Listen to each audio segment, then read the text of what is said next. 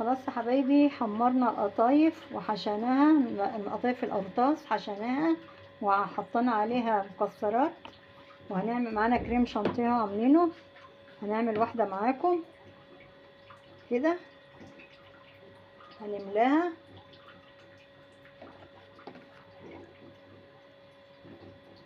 زي ما انتوا شايفين كده.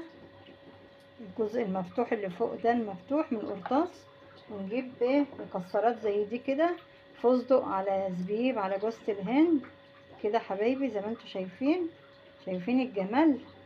يلا حبايبي، الف هنا وشفا على قلوبكم يا رب. وتعالوا كده ما اقولكم انا عملتها ازاي.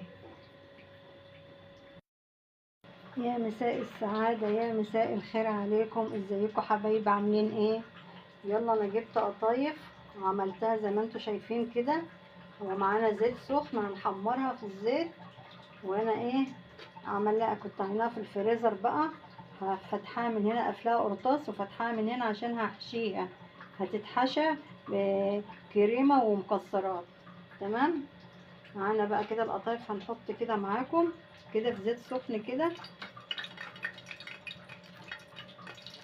كده، هنحمرها واطلعها في الشربات، على الشربات على طول تتحمر وتطلع على الشربات على طول. ودي القرطاس اللي انا عاملاها كده هتتحشى، هنحمرها برضو وهتتحط في الشربات. كنت عاملاها في الفريزر، عاملاها مجهزاها في الفريزر. وطريقة القطايف يا حبايبي عندكم على القناة، خشوا على القناة عندي هتلاقوها طريقة القطايف. تمام. هنحمرها ونحطها في الشربات وارجع لكم.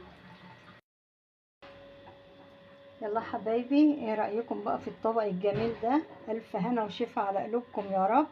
احلى قطايف، رمضان كريم. والطريقة عندكم على القناة، طريقة عمل القطايف، عجينة القطايف. يلا واشوفكم في فيديو جديد، والسلام عليكم ورحمة الله وبركاته.